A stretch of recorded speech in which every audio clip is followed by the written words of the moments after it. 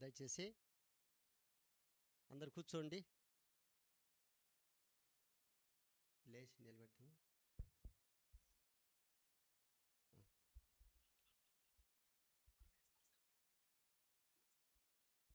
దయచేసి పాట పాడుతూ ఉంటారు. ఈ పాటలు పాడడానికి ఏలియా, లాజర్, కొత్త కోట సేవకుడు, ఇంకా జయరాజు కదా, జయరాజు ముగ్గురు రండి పాటలు పాడడానికి. అందరం లేచి నిలబడి పాట పాడుతూ ఉందాం. పాట పాడేటప్పుడు అట్లా వరుసగా అంటే సిస్టర్స్ కానీ బ్రదర్స్ కానీ అట్లా పోయి బయట మజ్జిగ ఇస్తారమ్మా, మజ్జిగ తాగి అట్లే అవసరత ఉంటే బాత్రూమ్ అయిన చూసుకొని రావచ్చు. దయచేసి అందరు లేచి నిలబడండి. పాట పాడేటప్పుడు బయట మజ్జిగ అరేంజ్ చేశారు, మజ్జిగ ఇస్తారు. మజ్జిగ తాగి అవసరతను బట్టి చూసుకొని మళ్ళీ వచ్చి లైన్లో ఉండండి. పాట సంఖ్య 247. పాత పుస్తకాల్లో 245, కొత్త పుస్తకాల్లో 247. కృతజ్ఞతను తల వంచి అనే పాట పాడుకుందాం.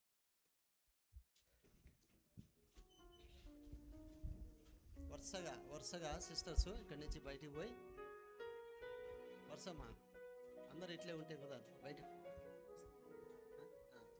లాజరు లేదా ఏసన్న చేత చేపిస్తా. ఏసన్న ప్రార్థన చేయి మజ్జి కోసం.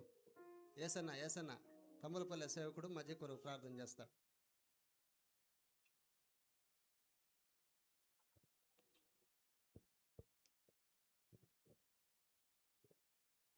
ఇట్లా బయటికి పోయి మజ్జి కొరకు ప్రార్థన చేయన్న. ఏసన్న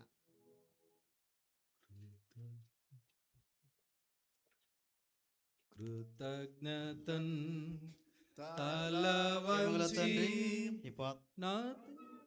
సమయంలో ప్రభా ఇంతవరకు వాక్యం ద్వారా, పాటల ద్వారా, వాక్యం ద్వారా, పూల ద్వారా సహాయపడుతున్నారు. కొందరు ప్రేమించి ఇచ్చిన స్వల్ప మద్యం ద్వారా బలం శక్తి దయచి దీన్ని పవిత్రపరచము. దీని ద్వారా లేని వారి దయచే కృతజ్ఞత చెల్లించు. యేసుక్రీస్తు నామములో ప్రార్థించి వేడుకుంటున్నాము తండ్రి, ఆమేన్.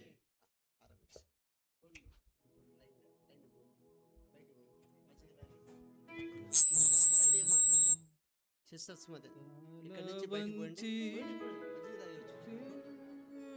సిస్టర్స్ అట్లా బయటికి పోవడానికి లైన్ ఒక్కొక్కరు బయటికి పోయి మజ్జిగ తాగి రండి. నీవిలా అర్పింతును నన్నే నీకు, అర్పింతును నన్నే నీకు.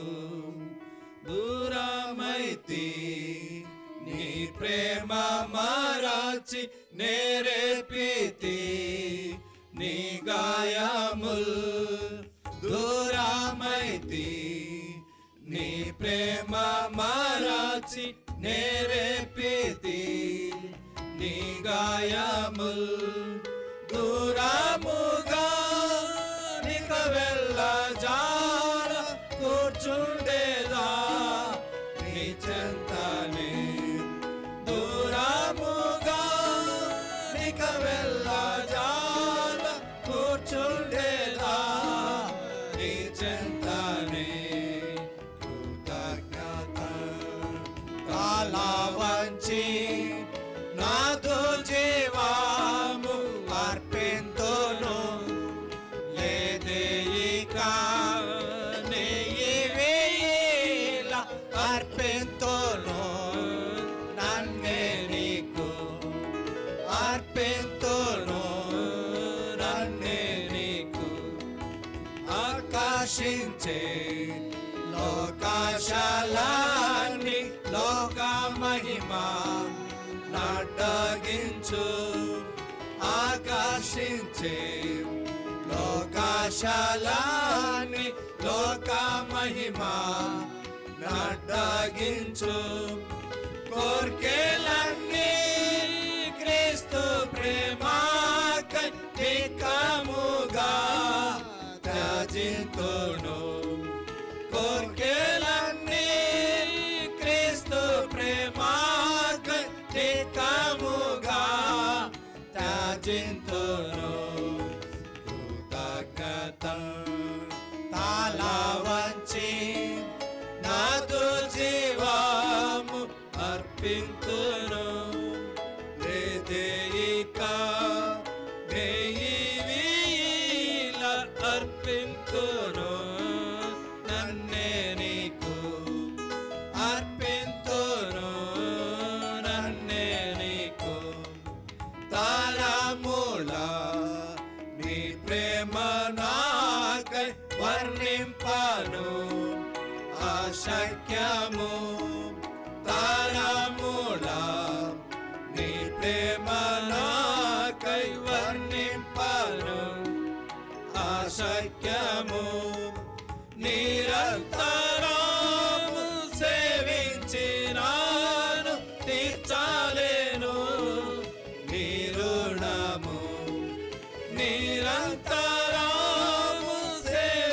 సేవించినాను తీర్చలేను నీ రుణము కృతజ్ఞతన్ తల వంచి నాదు జీవము అర్పింతును లేదేయిక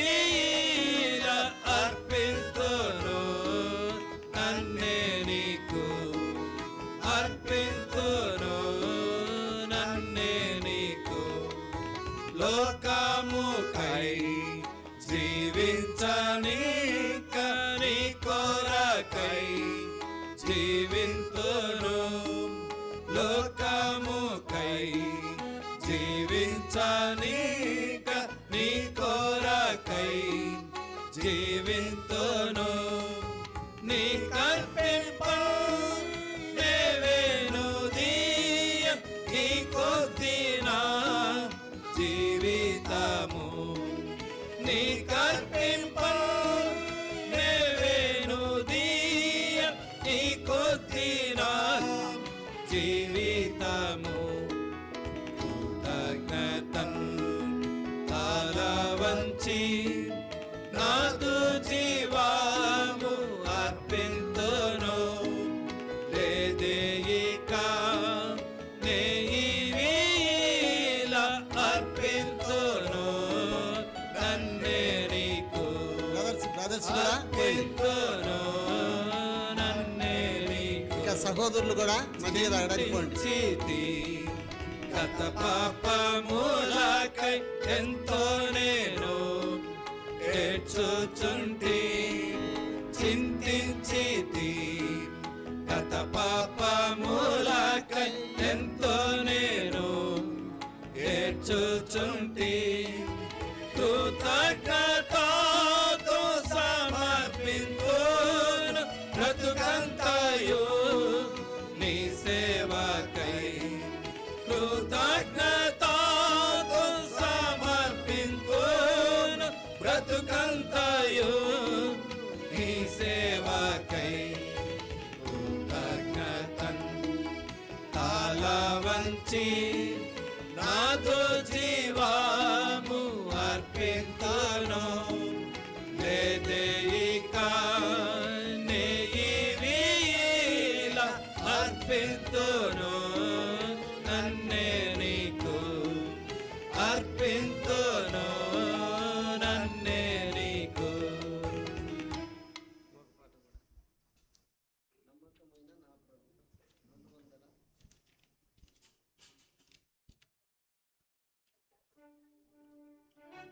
ఎనిమిది 208వ పాట 208వ పాట.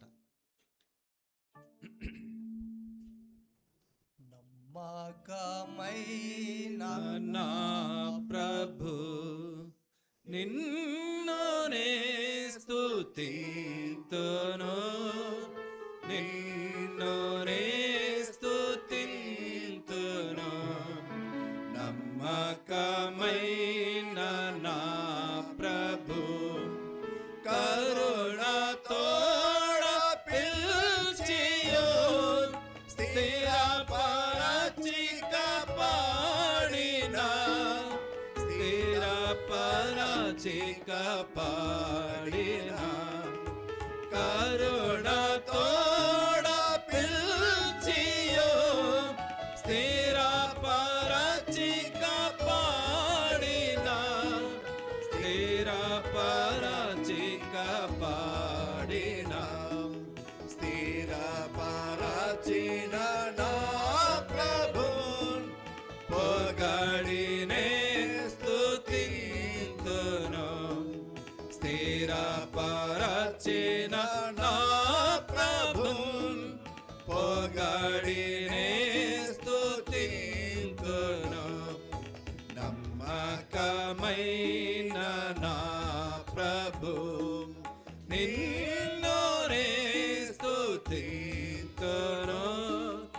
నిన్ను నే స్తుతింతును నమ్మకమైన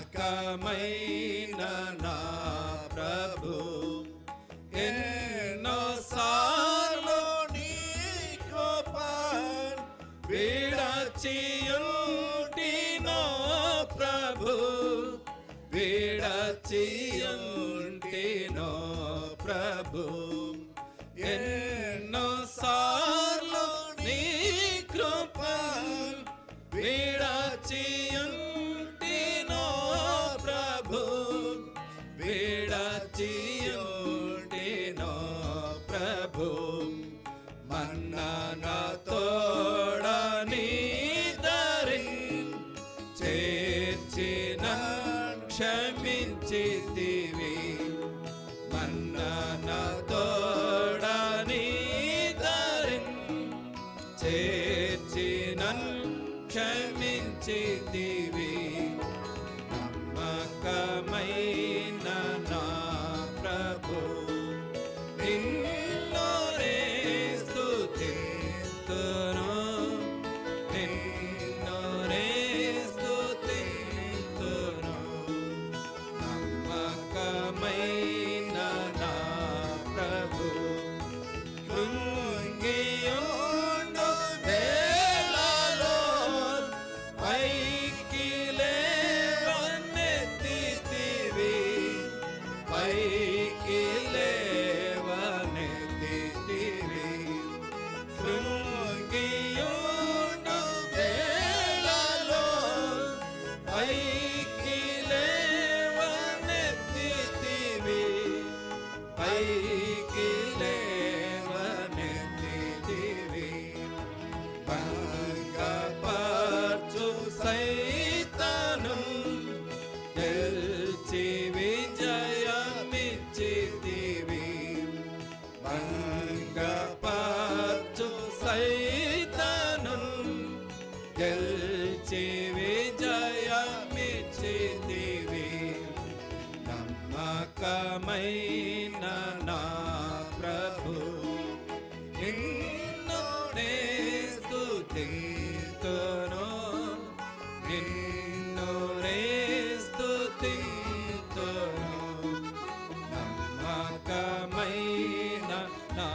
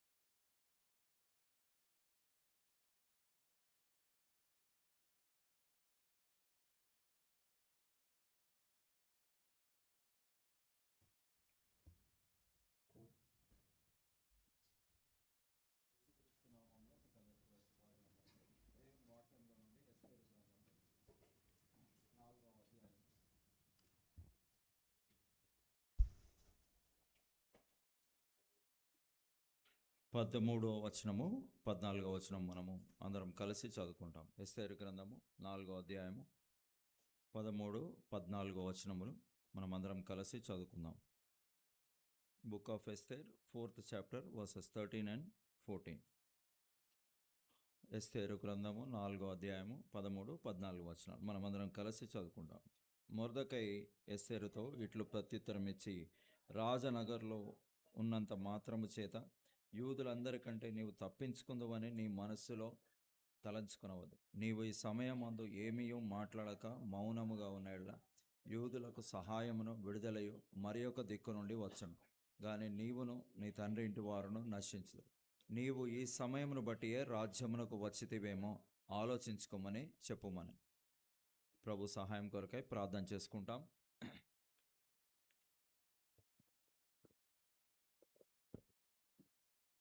మా ప్రేమ కలిగినటువంటి పరలోకపు తండ్రి, ఈ మధ్యాహ్న కాల సమయంలో మీ ప్రియ కుమారుడైన యేసుక్రీస్తు వారి ద్వారా మీ యొక్క సన్నిధానంలోకి వచ్చి మా నాయన మా పాపములు ఒప్పుకొనుటకు, అదేవిధంగా మీ రక్తం చేత శుద్ధీకరించబడిన వారమై మరి మా ప్రభా మీ సన్నిధిలో విజ్ఞాపనం చేయుటకు ఈ దినాన్ని మీరు మాకు ఇచ్చినందుకు మీకు వందనాలు చెల్లిస్తుంటున్నాం ప్రభా.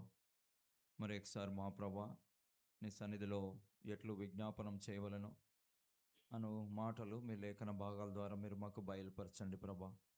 నాయన మరి నన్ను మీ సిలువ రక్తం చేత మరి నన్ను కడిగి నన్ను పరిశుద్ధపరిచి మీ రక్తంతో పవిత్రపరిచి మీ జీవం కలిగిన మాటలు మీ ప్రజలకు వినిపించమని మమ్మల్ని మీ కృపగల హస్తాలకు అప్పజెప్పుకుంటూ యేసు పరిశుద్ధ నామంలో స్తుతించి ప్రార్థించి వేడుకుంటున్నాం తండ్రి, ఆమేన్.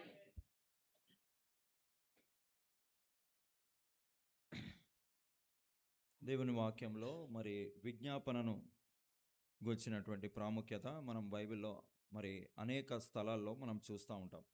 అందులో ఒక భాగంగా మనము ఎస్తేరు గ్రంథంలో కూడా చూస్తూ ఉంటాం. బైబిల్లో మనము ముఖ్యంగా గమనించినట్లయితే మరి అబ్రహాము మరి సొదొమ గొమొర్రా అనే పట్టణంల గురించి తాను విజ్ఞాపనం చేసినట్టు మనం చూస్తుంటున్నాం కదండి. కాబట్టి మరి తన అన్న కుమారుడు లోతు ఆ ప్రదేశంలో నివసిస్తూ వచ్చాడు. అయితే వారి కొరకు కాదు కానీ బేసికల్గా ఆ పట్టణం అంతటి కొరకు మరి తాను విజ్ఞాపనం చేస్తూ వచ్చినట్టు మనం చూస్తాం. సో అబ్రహాము ఎంతటితో ఆరంభించాడు? 50 మందితో ఆరంభించాడు. తర్వాత 45కు దిగాడు. దాని తర్వాత 40, తర్వాత 30, దాని తర్వాత 20, తర్వాత 10 కదా. సో ఇదంతటి విషయంలో అబ్రహాం యొక్క హృదయాన్ని మనం చూస్తుంటున్నాం. అంటే నశించిపోయే వారి పట్ల మరి అబ్రహాము మరి విజ్ఞాపనం చేయడము మనం ఎంతో స్పష్టంగా గమనిస్తుంటున్నాం. కాబట్టి అదేవిధంగా మరి మోషేను కూడా మనం గమనిస్తే మోషే కూడా మరి దేవుని ప్రజలైనటువంటి ఇశ్రాయేలు వారు అరణ్యంలో ప్రభుకు కోపం పుట్టించినప్పుడు మోషే కూడా మరి దేవుని ప్రజల పక్షాన విజ్ఞాపనం చేయడము మనం చూస్తుంటున్నాం. అదేవిధంగా మరి కొత్త నిబంధనలో మనం గమనించినట్లయితే యేసు ప్రభు ఇప్పుడు చేస్తున్నటువంటి పరిచర్య ఏంటిది అని అంటే మరి విజ్ఞాపన. అబ్రహాం అయితే ఒక రాత్రంతా కూడా ప్రభు సన్నిధిలో విజ్ఞాపనము చేశాడు. మోషే దేవుని ప్రజలకు వివిధ మరి దఫాలలో ఆ 40 సంవత్సరంలో అరణ్యంలో నడిపించబడినప్పుడు మోషే విజ్ఞాపనం చేస్తూ వచ్చాడు.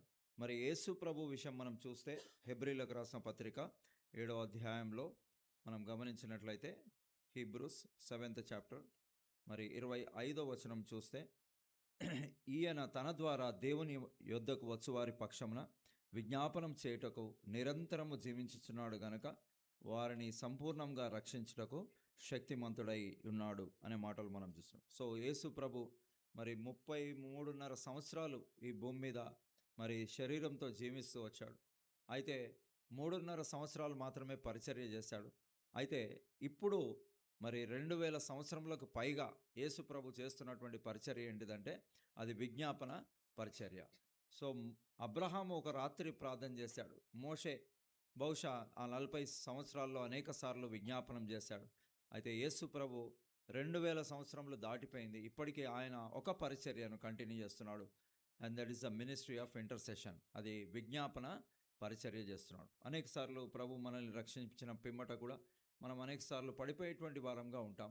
అయినప్పటికీ ప్రభు మన కొరకు విజ్ఞాపనం చేస్తున్నాడు అనే విషయాన్ని మనం మర్చిపోవద్దు. అందుకనే ప్రభు మనల్ని క్షమించేటువంటి వాడుగా ఉంటున్నాడు, తిరిగి మరలా సమకూర్చేటువంటి వాడుగా ఉంటున్నాడు. కాబట్టి మనం గమనించినట్లయితే లేఖన భాగాల్లో మరి ఎస్తేరు గ్రంథంలో కూడా ఎస్తేరు ఒక చక్కటి విజ్ఞాపనకర్తగా ఉండడము మనం చూస్తుంటున్నాం.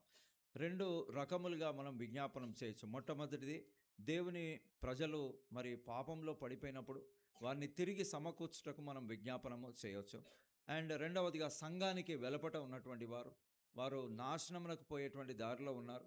వాళ్ళు కన్ను మూస్తే వారు నరకానికి వెళ్ళిపోతారు, అగ్నిగంధకముల గుండంలోకి, తర్వాత వాళ్ళు వేయబడతారు. అయితే వారి కొరకు ఈ 2 రకములైనటువంటి విజ్ఞాపన, సంఘానికి వెలుపట ఉన్నటువంటి వారు, సంఘానికి లోపట ఉన్నటువంటి వారు, ఈ ఇద్దరి కొరకు కూడా ఈ విజ్ఞాపన పరిచర్య ఎంతో అవసరమై ఉంటున్నది కదండి. కాబట్టి రక్షించబడినటువంటి మనము కూడా మరి రక్షించబడని వారి పట్ల మనము బాధ్యతను కలిగి మనము ప్రార్థన చేయవలసినటువంటి వారమై ఉంటున్నాం. ఎందుకంటే రక్షించబడక మునుపు మనం ఎలాగుంటామో మనకు తెలుసు. కాబట్టి మనల్ని ప్రభు కృప చూపించి రక్షించాడు, తన సంఘంలో మనల్ని చేర్చాడు. So we have the burden of interceding for the people who are lost, who are outside the church. సంఘానికి వెలపట ఉన్నటువంటి వారి పట్ల మనం ఎంతో భారంతో మనము విజ్ఞాపన చేయాలి. మన గురించి కూడా ఎవరో విజ్ఞాపన చేస్తే మనము రక్షింపబడినటువంటి వారంగా ఉంటున్నాం. అంతేకాని మనంతట మనమే మన నీతి కార్యముల ద్వారా కానీ మన మంచి కార్యముల ద్వారా మనం రక్షించబడలేదు. సో ఆల్సో అదేవిధంగా మనం కూడా సంఘానికి వెలపట ఉన్న వారి పట్ల మనము బాధ్యత కలిగి మనం విజ్ఞాపన చేయాలి. సంఘం లోపల ఉన్న వారి కొరకు కూడా మనం చేయవలసినటువంటి వారమై ఉంటున్నాం. ఈ విజ్ఞాపన అనే పదాన్ని ఇంగ్లీష్లో ఇంటర్సెషన్ అంటారు. అట్లాగే మరి చదువుకునే పిల్లలకు కూడా తెలుస్తుంది. 10th క్లాస్ తర్వాత ఏమొస్తుంది? ఇంటర్మీడియట్ అంటారు. కాబట్టి 10వ తరగతికి డిగ్రీకి మధ్యలో ఉన్నదాన్ని ఇంటర్ అంటారు. ఇంటర్ అంటే మధ్యలో ఉన్నది అని అర్థం అనమాట. సో మనము కూడా నశించిపోయే ప్రజలకు దేవునికి మధ్యలో మనము నిలబడి మనము వారి పక్షాన మనం విజ్ఞాపనం చేయాలి. అదే మధ్య అంటే ఇంటర్ అంటారు. ఇంటర్సెషన్ లేకపోతే విజ్ఞాపన, తెలుగులో విజ్ఞాపన అనేది, ఇంగ్లీష్లో ఇంటర్సెషన్ అని. సో మధ్యలో ఉండి వారి కొరకు, నశించిపోయే వారిని మరి దేవునితో సమాధానపరచడానికి మనం చేయవలసినటువంటి పరిచర్య విజ్ఞాపన పరిచర్యగా ఉంటుంది. అంతేకాదు సంఘంలో ఉన్న వారు కూడా అనేక రకములుగా పాపంలో ఉన్నటువంటి వారిని మనము ప్రార్థనలో ఎత్తిపడుతూ వారి గురించి కొండెములు చెప్పకుండా ఏం చేయకూడదు? గాసిపింగ్ అనేది చేయకూడదు. ఇంగ్లీష్లో గాసిపింగ్ అంటారు, తెలుగులో కొండెములు అని అంటూ ఉంటాం. సో బయట ఉన్న వారికి మనం సువార్త ప్రకటిస్తాము, బయట ఉన్న వారి కొరకై మనం ప్రార్థన చేస్తాము. కానీ సంఘంలో ఉన్న వారి గురించి విజ్ఞాపన చేయకుండా అనేక సార్లు కొండెములు చెప్పడం అనేది మరి సాతానుడు తీసుకొచ్చేటువంటి ఒక ప్రక్రియ సంఘంలో.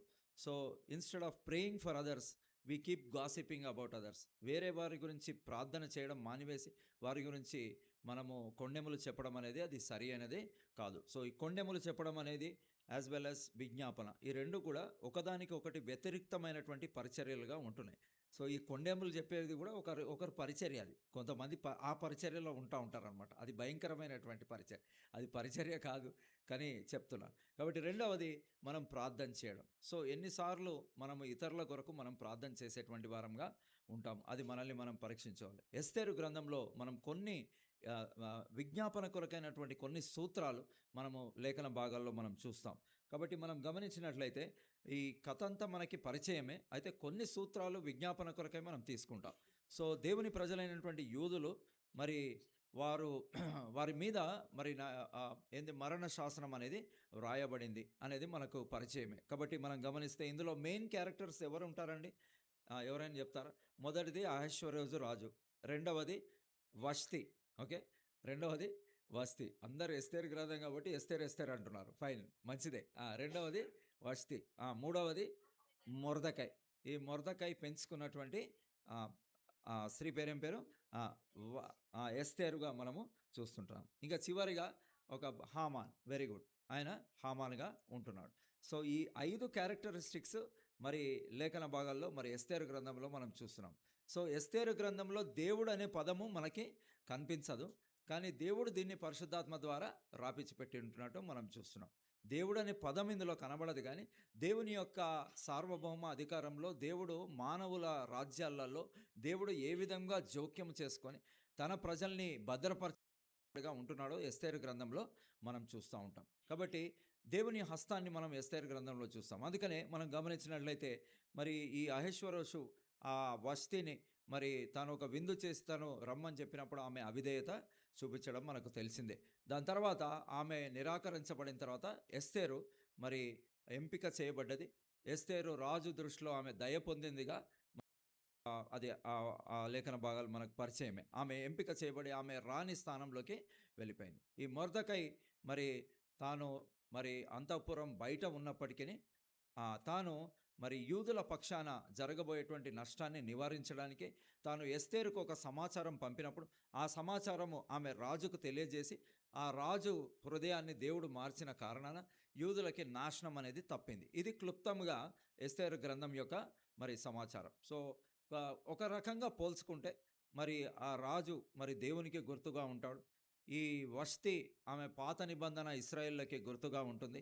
అండ్ మూడవదిగా మనము గమనిస్తే మొర్దెకై క్రీస్తుకు సాదృశ్యంగా ఉంటాడు. ఎస్తేరేమో సంఘానికి సాదృశ్యంగా ఉంటుంది.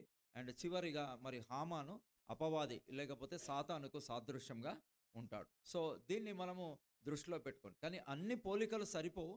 బైబిల్లో కొంతమందిని మనం తీసుకున్నప్పుడు కొన్ని పోలికలు మాత్రమే మనం చూస్తాం. కాబట్టి మీరు మళ్ళీ దాన్ని వేరే విధంగా ఆలోచించకండి. కాబట్టి మనం గమనించినట్లయితే ఈ రాజాజ్ఞ బయలుదేరింది దేవుని ప్రజలు నశించిపోవాలని. చూడండి ఎస్తేరు గ్రంథం 3వ అధ్యాయము మరి 13వ వచనం చూడండి. Esther 3rd chapter 13th verse. Aadhaar అను 12వ నెల 13వ దినమందు యవనులేమి వృద్ధులనేమి శిశువులనేమి స్త్రీలనేమి యూదులనందరినీ ఒక్క దినమందే బొత్తిగా నిర్మూలం చేసి వారి సొమ్ము కొల్లపుచ్చుకొని నిమ్మని తాకీదులు అంచెవారి చేత రాజ్య సంస్థానములన్నిటికీ పంపబడి. సో మరణము ఖాయమా అంటే ఎస్, మరణము ఖాయమైపోయింది. అంటే మరణ శాసనం అనేది వ్రాయబడినట్టు మనం చూస్తున్నాం. సో మన జీవితాల్లో కూడా మరి మరణ శాసనము ఆల్రెడీ ఉంది. చూడండి, ఒక వ్యక్తి పరలోకానికి పోవాలంటే ఏం చేయాలి? నేను మొన్న క్లుప్తంగా కొంతమందిని అడుగుతా ఉన్నాను. సువార్త క్లుప్తంగా చెప్పాలంటే 2 మాటలు. ఒక వ్యక్తి నరకానికి పోవాలంటే ఏం చేయాలి? ఒక వ్యక్తి పరలోకానికి పోవాలంటే ఏం చేయాలి చెప్పండి? క్లుప్తంగా యేసు ప్రభుని నమ్ముకోవాలా. Very good. ఇంకా పరలోకం పోవాలంటే యేసు ప్రభుని నమ్ముకోవాలి. ఆ మాట చెప్పగానే కోపం వస్తుంది చాలామందికి, అంటే క్రైస్తవేతరులు. ఎందుకు యేసు ప్రభుని నమ్ముకోవాలంటే ఆయన ఒక్కడే పాపముల విషయంలో ఏం చేశాడు? శుద్ధీకరణము చేశాడు. ఆయన తప్పితే పాపం ఎరగనటువంటి దేవుడు, పాపం లేనటువంటి దేవుడు, పాపులలో చేరక ప్రత్యేకంగా ఉన్నవాడు, నాలో పాపం ఉందని మీలో ఎవడు స్థాపిస్తాడని ప్రశ్నించిన ఒకే ఒక వ్యక్తి, పాపరహితుడైనటువంటి వ్యక్తి యేసు ప్రభు మాత్రమే. ఆయన మాత్రమే పాపముల విషయంలో శుద్ధీకరణం చేయగలడు. కాబట్టి ఆయన ఒక్కడే రక్షకుడు. ఇది క్లుప్తంగా సువార్త చెప్తాం. మరి నరకానికి పోవాలంటే ఏం చేయాలి? ఏం చేయాల్సిన అవసరం లేదు. వింటున్నారా? ఏం చేయాల్సిన అవసరం. సిస్టర్ ఎవరో పాపం చేయాలని చెప్పారు. కరెక్టే, మంచిదే, అది కరెక్ట్ ఆన్సరే. కానీ ఏం చేయాల్సిన అవసరం లేదు. పుడితే చాలు, ఫ్రీగా ఎటు వెళ్ళిపోతారు? నరకంలోకి వెళ్ళిపోతారు అనమాట. నేను కూడా బొంబాయిలో ఒకసారి ట్రైన్ ఎక్కిన. బొంబాయిలలో ట్రైన్లు చాలా రద్దీగా ఉంటాయి, ఇక్కడ ఉన్నట్టు ఉండవు. అలా స్టేషన్ వచ్చినప్పుడు మనం దిగాల్సిన అవసరం లేదు. మనం నిలబడితే ప్రజలే మనల్ని దింపేస్తారనమాట. అంటే సింపుల్గా మధ్యలో నిలబడితే ఆ ప్రవాహంలో మనం బయటికి వచ్చేస్తాం, ప్లాట్ఫామ్ బయటికి. మనం ట్రైన్లో ఉండాలంటే కష్టపడాలి, వాళ్ళని నెట్టుకుంటా లోపలికి రావాలి, లేకపోతే ప్రజలే దింపేస్తారు. అట్లా మనుషుడు నరకానికి పోవాలంటే ఏం చేయాలంటే ఏం చేయాల్సిన అవసరం లేదు. అందుకనే దావీదు అన్నాడు, పాపములోనే నా తల్లి నన్ను గర్భము ధరించింది అని చెప్పాడు. కాబట్టి you don't have to do anything, it's a passive thing. కాబట్టి రక్షణ పొందాలంటే ఒక యాక్టివ్ థింగ్ చేయాలి. యాక్టివ్ థింగ్ అంటే ప్రభు అయిన యేసునందు విశ్వాసం ఉంచాలి. ఆయన అనుగ్రహించే కృపను మనం విశ్వాసం ద్వారా అందుకోవాలి. అది రక్షణ, పరలోకం. నరకం పోవాలంటే ఏం చేయాల్సిన అవసరమో లేదు. చూసారా? అందుకని యోహాను 3:36లో కూడా మరి కుమారుని అందు విశ్వాసం ఉంచువాడు నిత్య జీవం గలవాడు. చదవండి ఎవరైనా. సువార్త చెప్తున్నారు కదా, చెప్ప గలవాడు.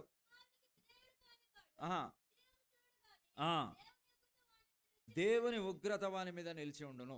కుమారుని అందు విశ్వాసం ఉంచని వాని మీద ఆల్రెడీ దేవుని ఉగ్రత ఉంది. సో వాళ్ళు కన్ను మూసిన వెంటనే వాళ్ళు నిత్యాగ్నిలోనికి వెళ్ళిపోతారు. కాబట్టి మనం గమనించాల్సిన మరణ శాస్త్రం ఆల్రెడీ రాసేశాడు దేవుడు. ఆ పాప ఏదైనా తోటలో నువ్వు పండు తిను నిశ్చయంగా చచ్చేదవన్నాడు. మొట్టమొదటిగా మరి ఆత్మీయంగా చచ్చిపోయాడు, అంటే దేవునితో సహవాసం లేని స్థితికి వెళ్ళాడు. రెండవది, ఈ శరీరం ఆత్మలో నుండి వేరైపోతుంది, అది భౌతికమైనటువంటి మరణం. చివరికి తీర్పు అయిన తర్వాత ఈ ఆత్మ నిత్య అగ్నిగుండంలోకి వెళ్ళిపోతుంది. అది నిత్య మరణం. 3 మరణాలు. మొదటిది ఆత్మీయ మరణం, దేవునితో సహవాసం లేనటువంటి స్థితి. రెండవది భౌతిక మరణం, మనిషి చచ్చిపోతాడు, అంటే ఈ దేహాన్ని ఆత్మ విడిచి వెళ్ళిపోవడమే భౌతికమైనటువంటి మరణం. మూడవది నిత్య మరణం, ఎటర్నల్ డెత్, అది చివరికి అగ్నిగంధకంలో గుండంలో ఆత్మ వేయబడుతుంది. సో ఈ 3 రకాల మరణము దేవుడి ఆజ్ఞను అతిక్రమించిన రోజు మానవుడు ఈ 3 రకాల మరణాన్ని కొని తెచ్చుకున్నాడు. సో మన మీద కూడా మరణ శాసనం అనేది ప్రివేల్ అవుతుంది. రక్షింపబడితే తప్పితే మనుషులందరూ కూడా తీర్పు జరిగిన తర్వాత ఎక్కడికి వెళ్ళిపోతారు? నిత్యాగ్నిలోనికి వెళ్ళిపోతారు. ఇది ఎంతో విచారకరమైనటువంటి విషయం. మరణం సంభవించినప్పుడు ఏడవాలి అని ఏ స్కూల్లో కూడా నేర్పియరు. మరణించిన వెంటనే మనకు వచ్చేది దుఃఖం. మరణం అంటే ఎడబాటు, మరణం అంటే సపరేషన్. కాబట్టి ఆ సపరేషన్ ఏ రీతిగా జరిగినా కానీ బాధ అవుతుంది, దుఃఖం అనిపిస్తూ ఉంటుంది. కాబట్టి మనం గమనిస్తే ఈ మరణ శాసనంలో ప్రజలందరూ కూడా అది వారి మీద ఆవరిస్తుంది అనేటువంటి విషయాన్ని మనం జ్ఞాపకం చేసుకోవాలి. ఐగుప్తులో కూడా సంహార దూత ఆ వీధులలో నడుచుకుంటూ పోతుంటే ఏ గుమ్మం దాటుతుంటే అక్కడ మరణం సంభవిస్తూ ఉంది. So it is prevailing, death is prevailing. మరణము అందరి మీద ఆవరించి ఉంది, దేవుని ఉగ్రత వాని మీద ఉండును అనే మాటను మనం చూస్తున్నాం. ఇటువంటి సమయంలో దెర్ ఈస్ అ పాసిబిలిటీ. చూడండి, మొదటి మరణము, రెండవ మరణము, ఈ 2 మరణాలు ఉన్నాయి. అయితే మొదటి మరణాన్ని మానవుడు తప్పించుకోలేడు, అంటే భౌతిక మరణాన్ని మానవుడు తప్పించుకోలేడు. కానీ ఆ ఆత్మీయ మరణం, అంటే ఆత్మ పోయి అగ్నిగుండంలో కాలేదు, ఇది తప్పించుకునేటువంటి ఛాన్స్ ఒకటి ఉంది. అదే యేసు ప్రభునందు విశ్వాసం ఉంచడం. ఆయన యందు విశ్వాసం ఉంచిన వానికి తీర్పు ఉండదు. నన్ను పంపిన వాని యందు విశ్వాసం ఉంచువాడు నిత్య జీవం గలవాడు, వాడు తీర్పులోనికి రాక అంటాడు. కాబట్టి మరణంలో నుండి జీవంలోనికి దాడి. So there is a chance of escaping the second death. ఈ రెండవ మరణాన్ని తప్పించుకునే మార్గము యేసు ప్రభు ద్వారా ఉంది. మొదటి మరణం ఎవరు కూడా, భౌతికమైన మరణం ఎవరు కూడా తప్పించుకోలేరు. ఎస్తేరు గ్రంథంలో కూడా మనం చూసినట్లయితే ఈ మరణము ప్రివేల్ అవుతోంది. ఈ సమయంలో మరి ఎస్తేరుకు మొర్దెకై ఒక మెసేజ్ పంపించాడు. ఆమె అంతఃపురంలో ఉంది. ఆమె లోపలికి ఈ సమాచారాన్ని పంపిస్తూ ఈ 4వ అధ్యాయం 13వ వచనంలో మరి అది లిఖించబడి ఉన్నట్టు మనం చూస్తుంటాం. కాబట్టి మనం కూడా గమనించినట్లయితే ఎందుకు ఈ మరణము తాకీదు ఎందుకు రాయబడింది మనం గమనించినట్లయితే, మొర్దెకై హామానుకు వంగలేదు, నమస్కరించలేదు. చూసారా, యేసు ప్రభును కూడా సాతానుడు శోధించినప్పుడు ఈ లోక రాజ్యంలో మహిమంతా కూడా నీకు ఇస్తాను, ఒక్కసారి నువ్వు నాకు నమస్కారం చేస్తే చాలు అని చెప్పాడు. యేసు ప్రభు దానికి నిరాకరించాడు. He did not bow down to the Satan. కాబట్టి అపవాదికి ఏం చేయలేదు, నమస్కరించలేదు. ఆయన హీస్ సన్ ఆఫ్ గాడ్, ఆయన దేవుని కుమారుడిగా ఉంటున్నాడు. కాబట్టి మొర్దెకై కూడా ఏం చేయలేదంటే హామానుకి నమస్కారము చేయలేదు. తత్ఫలితంగా ఇక్కడ మరణ తాకీదు రాయించబడ్డట్టు మనం చూస్తుంటున్నాం. కాబట్టి మనం గమనించినట్లయితే మరి హామాను ఏ విధంగానైతే దేవుని ప్రజలను మరి నాశనం చేయాలని పూనుకున్నాడు, సాతానుడు కూడా అదే ఉద్దేశించాడు. మొట్టమొదటిగా సాతానుడు దేవునితో సహవాసం మానవునికి తీసివేస్తే ఆ దేవునికి మానవులకు మధ్యలో ఏంటిది అడ్డం వచ్చేది? పాపము, ఆజ్ఞాతిక్రమమే పాపం. ఆ పాపము గనక చొరబడితే మానవుడు సపరేట్ అయిపోతాడు పర్మనెంట్గా అని సాతానుడు అనుకున్నాడు. చూసారా, కాబట్టి అట్టి ప్రక్రియలో పాపం చేపిస్తూ వచ్చాడు. కాబట్టి శోధించాడు. హవ్వ ఏం చేసింది? ఆ శోధనకు లొంగిపోయింది. తద్వారా వాళ్ళు పాపం ద్వారా మరణం అనేది ప్రవేశించడం మనం చూస్తుంటున్నాం. కాబట్టి మనం గమనించినట్లయితే మరి సాతానుడు ఇదంతా కూడా పూనుకున్నాడు, మానవుణ్ణి దేవుని నుంచి వేరు చేయాలి అని అనుకున్నాడు. సో హామాను కూడా యూదులందరినీ కూడా నశింపజేయాలని అనుకున్నాడు. దేవుడు ఎప్పుడైనా కానీ సంతోషాన్ని ఇస్తాడు, సాతానుడు ఎప్పుడైనా కానీ ఏడుపును, దుఃఖాన్ని, మరి దుఃఖకరమైన స్థలంలోనికి వెళ్ళిపోతాడు. ముఖ్యంగా మనం చూస్తే నరకము, అగ్నిగంధకంలో గుండం అనేది మానవుని కొరకు కాదు, అపవాదికిని వాని దూతలకును సిద్ధపరచబడిన నిత్యాగ్నిలోనికి పోవుడి అంటాడు. కాబట్టి దాన్ని మొట్టమొదటిగా అపవాది కొరకు సిద్ధం చేశాడు. మనిషిని నరకానికి పంపించాలనేది దేవుని యొక్క ఉద్దేశము కాదు అనేది మనం చూస్తుంటాం. కాబట్టి సాతానుడు ఆ ప్లేస్కి తీసుకెళ్తాడు. అక్కడ ఏడుపు ఉంటుంది, వేదన ఉంటుంది, పండ్లు కొరకడం, ఇవన్నీ కూడా అక్కడ ఉంటాయి. సో సాటాన్ డిజైర్స్, పాపం చేపించేటప్పుడు మంచిగానే పాపం చేపిస్తాడు. తాత్కాలికమైన అల్పకాల పాప భోగము అని బైబిల్లో ఉంది. సో అల్పకాల పాప భోగం ఉంది, కానీ అది చివరికి మనిషికి ఆ నిత్యాగ్నిలోనికి తోసివేస్తుంది. ఏడుపు, దుఃఖము, మరణం, ఆ స్థితిలో మనుషులు ఉండాలని సాతానుడు కోరుతున్నాడు. కానీ దేవుడు మరి మనిషి ఎప్పుడు కూడా సంతోషకరమైన స్థలంలో, తానుండే స్థలంలో ఉండాలని దేవుడు కోరుతూ వచ్చాడు. సో ఇక్కడ మనం చూస్తే హామాను అపవాదికి సూచకంగా ఉంటున్నాడు. సో వాడు చేయబట్టి ఇవన్నీ కూడా మరణము, ఇదంతా కూడా మరి సంభవించడం మనం చూస్తుంటున్నాం. కాబట్టి మనం గమనించినట్లయితే మరి ఇట్టి సమయంలో మరి ఎస్తేరు ఏం చేయాలి అంటే, ఎస్తేరు మరి ఇంటర్సెషన్ చేయాలి, ఎస్తేరు విజ్ఞాపన చేయాల్సిందిగా మరి మొర్దెకై ఒక సమాచారాన్ని పంపిస్తున్నట్టు మనం చూస్తుంటున్నాం. అందుకనే దేవుని వాక్యంలో చూడండి, మరి ఈ స్థలంలో చూడండి 4:13లో ఆయన ఏమంటున్నాడు, ఎస్తేరు 4:13లో చూడండి, రాజనగర్లో ఉన్నంత మాత్రము చేత యూదులందరికంటే నీవు తప్పించుకుందు అని నీవు మనసులో తలంచుకొనవద్దు అని చెప్పి చివరి మాట అంటున్నాడు. నీవు ఈ సమయమును బట్టియే రాజ్యమునకు వచ్చితివేమో అంటాడు. కాబట్టి తలంచుకో అని చెప్తున్నాడు, ఆలోచించుకో, నీవు ఈ సమయమును బట్టి రాజ్యమునకు వచ్చితేమో అంటాడు. So you are in this position because you need to intercede. నిన్ను దేవుడు ఎందుకు రక్షించాడు అంటే, రక్షించబడిన నీవు నశించిపోయే ప్రజల కొరకు, సంఘము లోపల పాపంలో ఉన్నటువంటి వారి కొరకు నువ్వు విజ్ఞాపన చేయడానికి దేవుడు నిన్ను రక్షించాడు. అందుకనే మనకు 1 పేతురు పత్రిక 2వ అధ్యాయంలో మనం 9వ వచనంలో చూస్తాము, మనల్ని దేవుని సొత్తైన ప్రజలుగా చేశాడు, పరిశుద్ధ జనంగా చేశాడు. అంతేకాకుండా రాజులైన యాజకులు ఏం చేయాలి అంటే, దేవునికి మానవులకు మధ్యలో మధ్యవర్తిత్వం చేయాలి. యాజకుడు దేవుని ప్రజల కొరకు మరి ఆ పరిశుద్ధమైనటువంటి అతి పరిశుద్ధ స్థలంలోకి వచ్చి ప్రాయశ్చిత్తం చేయాలి, రక్తమును తీసుకొచ్చి ప్రాయశ్చిత్తం చేయాలి, వారి మనవులన్నీ కూడా దేవుని దగ్గర తీసుకెళ్ళాలి, దేవుడిచ్చిన సమాచారాన్ని మళ్ళీ మనుషులకు తిరిగి తీసుకెళ్ళాలి. ఇది యాజకుని యొక్క పని. సో ఎస్తేరు కూడా ఆ విజ్ఞాపన పరిచర్యలో ఉంటుంది. నశించిపోతున్నటువంటి దేవుని ప్రజలు ఉన్నారు మరి ఆ 127 సంస్థానంలో, అండ్ ఇక్కడ రాజు ఉన్నాడు. ఈ రాజు రాయించినటువంటి మరణ శాసనము దాన్ని ఒమ్ము చేయాలి, దాన్ని మరి డిక్లైన్ చేయాలంటే ఈమె ఏం చేయాలంటే ఈమె ఇంటర్సెషన్ చేయాలి. అది ఆమె రోల్ అని మొర్దెకై ఎస్తేరుకు జ్ఞాపకము చేస్తుంటున్నాడు. ఈరోజు మనకు కూడా యేసుక్రీస్తు ఏం జ్ఞాపకం చేస్తున్నాడంటే, మనం కూడా విజ్ఞాపన చేయాలి అనేటువంటి విషయాన్ని జ్ఞాపకం చేస్తున్నాడు. 2 సంఘానికి వెలపట ఉన్న వారి కొరకు అండ్ సంఘము లోపల ఉన్నటువంటి వారి కొరకు, ఇద్దరి కొరకు కూడా మనం ఏం చేయాలంటే విజ్ఞాపనం చేయాలి. యేసు ప్రభు కూడా ఇప్పుడు విజ్ఞాపనం చేస్తున్నాడు. ఆ పరిచర్యను ఎస్తేరుకి ఇవ్వడము మనం చూస్తుంటున్నాం. ఎందుకంటే ఆమె ఆ రాజ్యంలో ఉంది. ఆమె రాజ్యంలో ఉన్నటువంటి యూదులందరూ కూడా చనిపోతే మరి ఆమె దానికి కారణమవుతుంది. ఒకవేళ ఆమె విజ్ఞాపన చేయకపోతే ఆ రాజ్యంలో ఉన్న ప్రజలందరూ కూడా, దేవుని ప్రజలందరూ కూడా ఏమవుతారు? చనిపోతారు. So also God will hold us accountable. దేవుడు మనల్ని కూడా విజ్ఞాపన చేయకపోతే, నశించిపోయే ప్రజల కొరకై మనం విజ్ఞాపన చేయకపోతే మనం కూడా అకౌంటబుల్. ఎందుకంటే మనల్ని దేవుడు రాజులైన యాజక సమూహంలో మనల్ని కూడా చేరుస్తూ వచ్చాడు. అందుకనే ఇర్మియా గ్రంథం 29వ అధ్యాయంలో ఒక మాట చూస్తాము, 7వ వచనం. త్వరగా చూడండి, ఇర్మియా గ్రంథం 29వ అధ్యాయం 7వ వచనంలో చూస్తే, నేను మిమ్మల్ని చెరగబోయిన పట్టణం యొక్క క్షేమము కోరి దాని కొరకు యెహోవాను ప్రార్థన చేయుడి, దాని క్షేమము మీ క్షేమమునకు కారణమగును అంటున్నాడు. ఎక్కడికి తీసుకెళ్ళాడు దేవుడు వీళ్ళని అంటే? బబులోనుకు తీసుకెళ్ళాడు. బబులోనులో ఎవరున్నారు? దేవుని ప్రజలు ఖచ్చితంగా చెరకొనిపోబడ్డారు. వాళ్ళు దేవుని ప్రజలైనటువంటి యూదులు బబులోనికి కొనిపోబడ్డారు. కానీ దేవుడు యూదుల కొరకు మాత్రమే ప్రార్థన చేయండి అని చెప్పట్లేదు. నేను మిమ్మల్ని చెరగొనిపోయినా చదవండి, ఆ పట్టణం యొక్క క్షేమం గురించి అంటున్నాను. ఆ పట్టణంలో మరి బబులోనీయులు లేరా? కల్దీయులు లేరా? వీళ్ళని క్రూరంగా హింసించి చెరలోనికి తీసుకొచ్చినటువంటి వాళ్ళు ఆ పట్టణంలో లేరా? చెప్పరే. ఒట్టి యూదులే ఉన్నారా బబులోన్లో? వాళ్ళు కూడా ఉన్నారు. దేవుడు ఇప్పుడు ఏమంటున్నాడు? కేవలం యూదుల కొరకే ప్రార్థన చేయమంటున్నాడా? ఆ పట్టణం యొక్క క్షేమము కోరి ఆ పట్టణం గురించి ప్రార్థన చేయండి, దాని క్షేమమే మీ క్షేమం అవుతుంది అని దేవుడు చెప్పడము మనం చూస్తుంటున్నాం. ఇది కొంచెము బాధాకరమైనటువంటి విషయం. మనల్ని హింసించిన వాళ్ళు, మనల్ని బాధ పెట్టిన వాళ్ళు మన చుట్టూంటే వాళ్ళ కొరకు ప్రార్థన చేయడం ఏంటిది? బబులోనీయులు ఎంత క్రూరంగా సిద్కియాను కళ్ళు ఊడబెరికి ఆయన కొడుకులను ఆయన కళ్ళ ముందే చంపించేసి, దాని తర్వాత గుడ్డులు ఊడబీకి ఆయన గొలుసులు వేసుకొని తీసుకొచ్చి బబులోన్లో పెట్టారు. ఎస్కేలు బబులోన్లో ఉంటున్నాడు, ఇర్మియానేమో యెరూషలేములో ఉండి ప్రవచిస్తున్నాడు. ఈ ఎస్కేలు గ్రంథంలో కూడా మనం గమనిస్తే ఎస్కేల్ను దేవుడు మరి ఒక పరిచర్యకు, ఒక ప్రత్యేకమైన పని కొరకు అక్కడ పెట్టాడు. అది మనం తర్వాత చూసుకుంటాం.